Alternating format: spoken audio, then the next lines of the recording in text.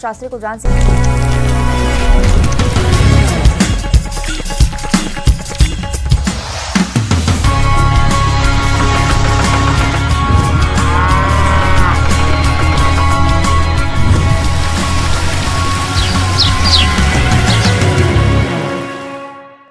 Break के बाद एक बार फिर से आप सभी दर्शकों का अन्नदाता कार्यक्रम में स्वागत है। बढ़ते हैं अपनी अगली प्रस्तुति की ओर।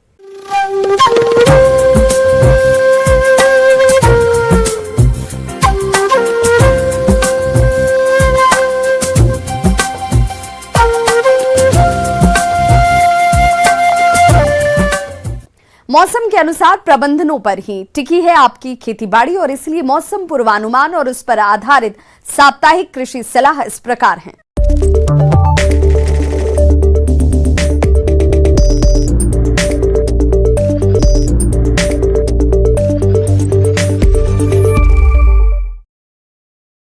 ग्रामीण कृषि मौसम सेवा, भारत मौसम विज्ञान विभाग, जवाहरलाल नेहरू कृषि विश्वविद्यालय, आंचलिक कृषि अनुसंधान जबलपुर द्वारा भेजे गए मौसम पूर्वानुमान रिपोर्ट के आधार पर जिला जबलपुर और इससे लगे जिलों के किसान भाइयों को सलाह दी जाती है कि आने वाले दिनों में इन क्षेत्रों में मौसम साफ और शुष्क रहने की संभावना है।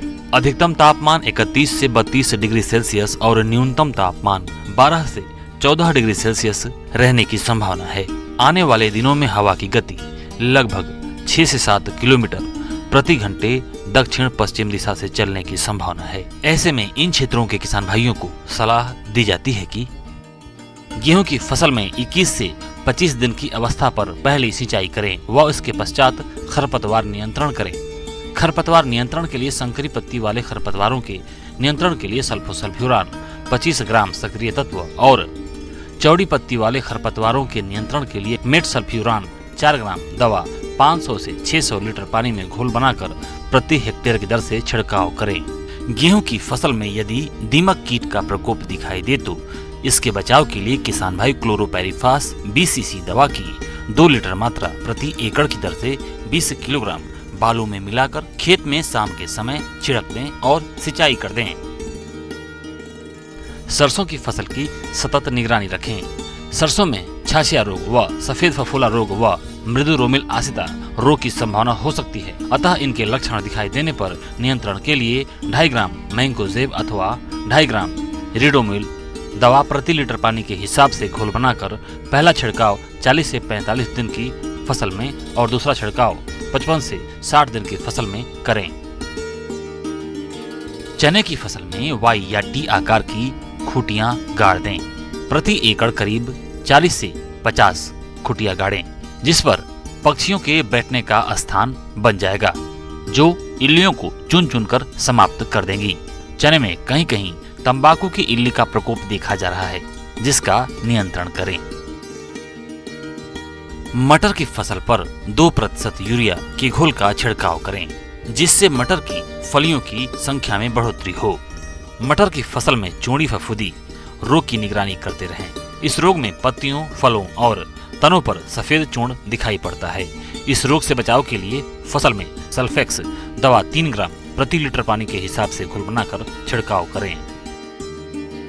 इस तापमान में मक्का चारे के लिए अफ्रीकन टाल और लोबिया की बुआई की जा सकती है। बेबी कॉर्न की HM4 की भी बुआई कर सकते हैं। जल्दी बोई गई अलसी की फसल फूल निकलने की अवस्था में है।